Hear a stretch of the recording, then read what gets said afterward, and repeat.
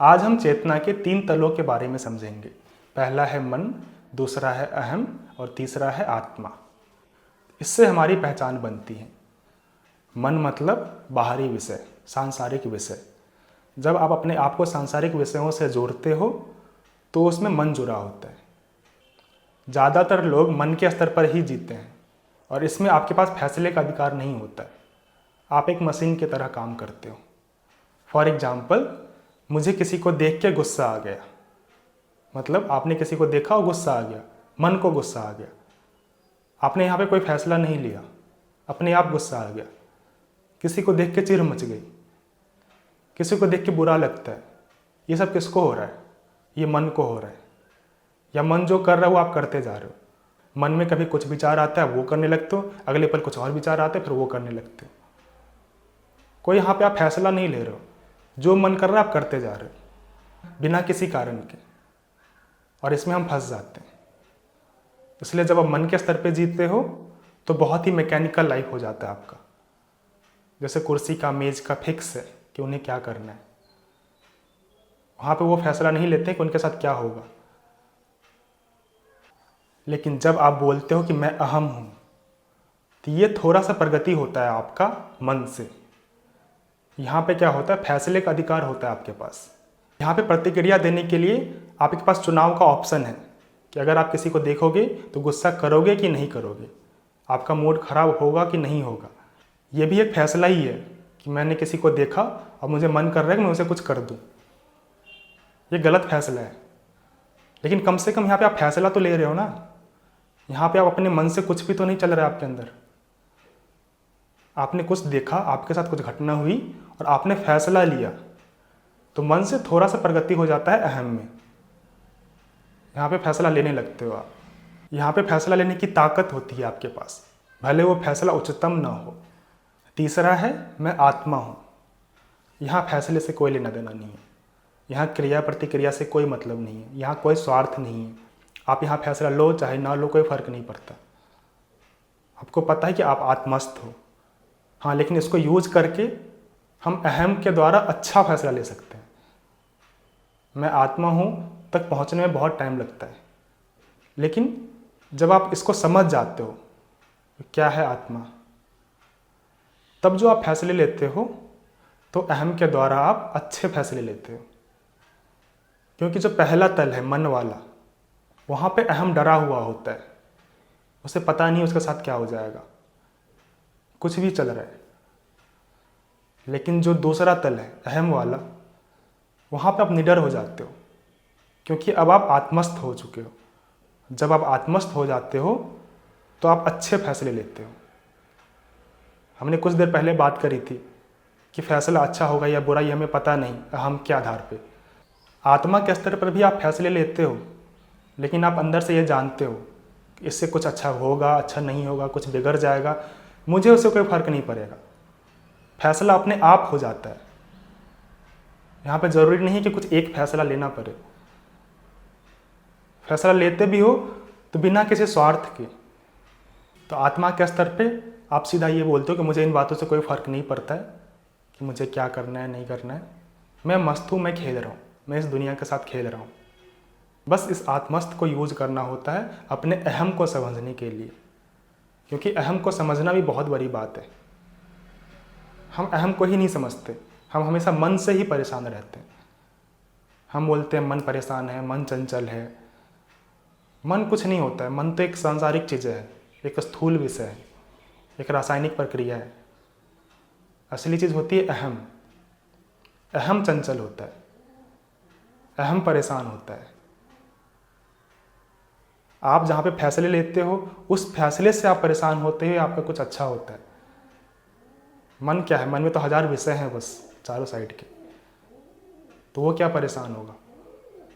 हम मन में बहुत सारी चीज़ें चल रही हैं, उससे आप परेशान हो, अहम परेशान है। जैसे हम कभी कभी बोल देते हैं ना कि टाइम मैनेज करना है। टाइम क्या मैनेज करोगे आप? सेल्फ मैनेजमेंट होता है, आपका मैनेजमेंट होता है। टाइम तो चल रहा है अपने आप। और हम ये भी बोलते हैं माइंड कंट्रोल करना है। नहीं, माइंड को कैसे कंट्रोल करोगे? ईगो को कंट्रोल करना होता है, आपके अहंकार को कंट्रोल करना होता है। माइंड, मन, टाइम, ये सब तो बाहरी चीज़ें हैं। इसको कैसे कंट्रोल कर लोगे? ये तो चलता ही रहता है। तो सेल्फ मैनेजमेंट करना है, ईगो मैनेजमेंट करना है, ईगो कंट्रोल करना है। टाइम नहीं, माइंड नहीं, यूटिलाइजेशन ऑफ ईगो। हम अपने आप को 10 जगह बिखेर के रखते हैं। एग्जाम्पल के लिए, आप टीवी भी देखते हो, साथ में मोबाइल भी चलाना है, साथ में किसी से बात भी करनी है। और ऐसा होता है हमारे साथ। मान लो कभी आप कोई ऑनलाइन सेशन अटेंड कर रहे हो और साथ ही में आप कोई पॉलिटिक्स भी डिस्कस कर रहे हो, क्योंकि आप वहाँ पे एक जगह पे नहीं हो। आप अपने अहंकार को बांट रखा है 10 जगह कि मुझे ये भी चाहिए, ये भी चाहिए, ये भी चाहिए, ये भी चाहिए। क्यों?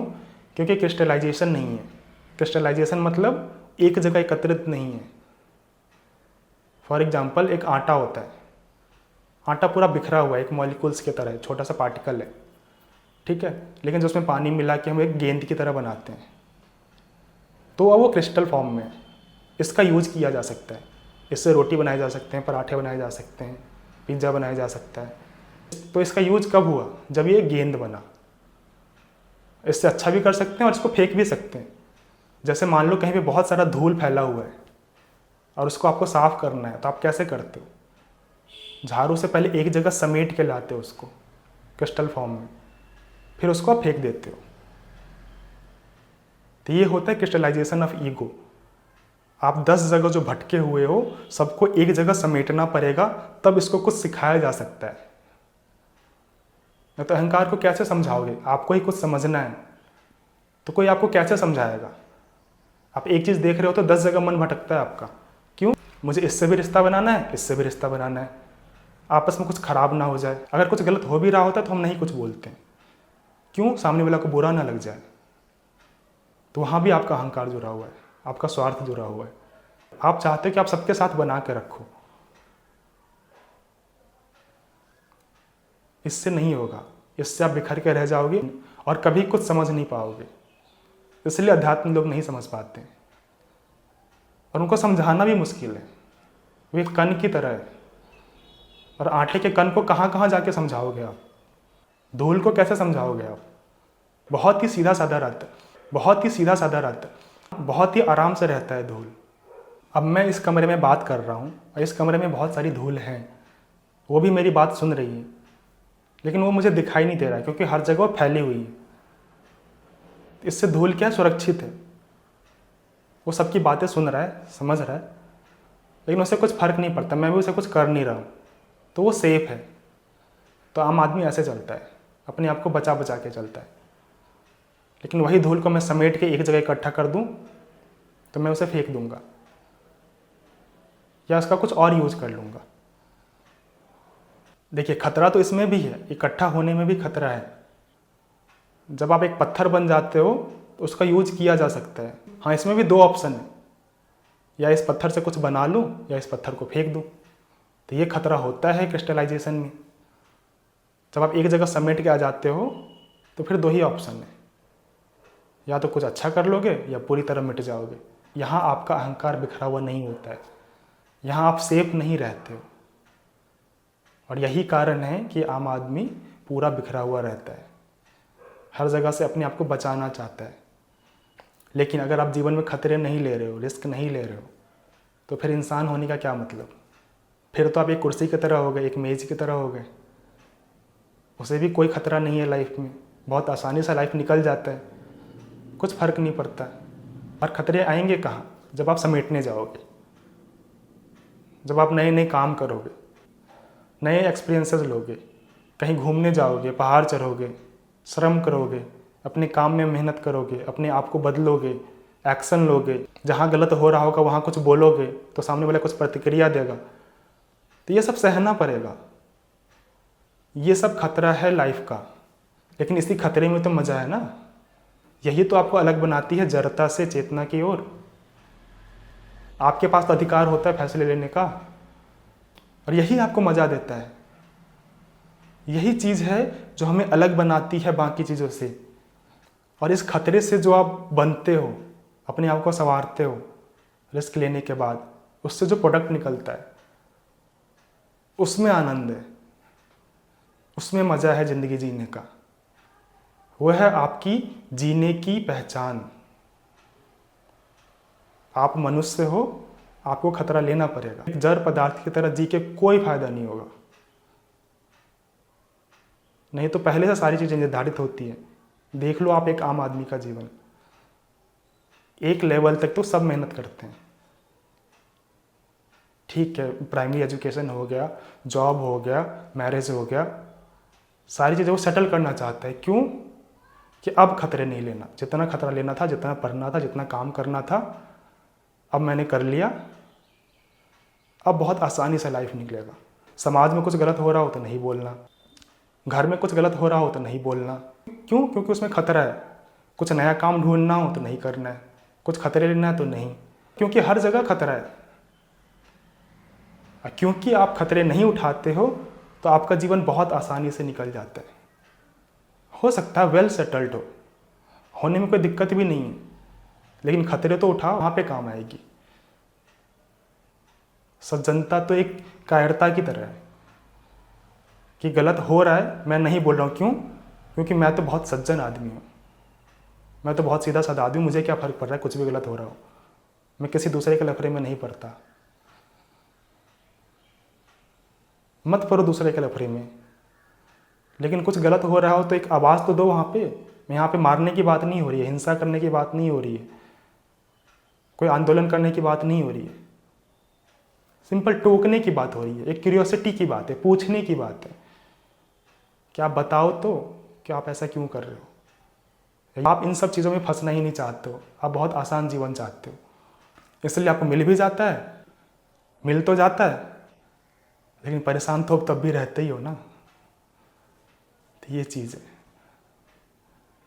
अपने आप को खतरे में डालना पड़ेगा। धूल को, रेत को कोई नष्ट नहीं कर सकता, पत्थर को हर कोई तोड़ सकता है, फेंक सकता है। यही डर है हमारे अंदर, इसलिए हम पत्थर नहीं बनना चाहते, इसलिए हम हज़ार तरह की बातें सुनते भी हैं तो उसको फॉलो नहीं करते।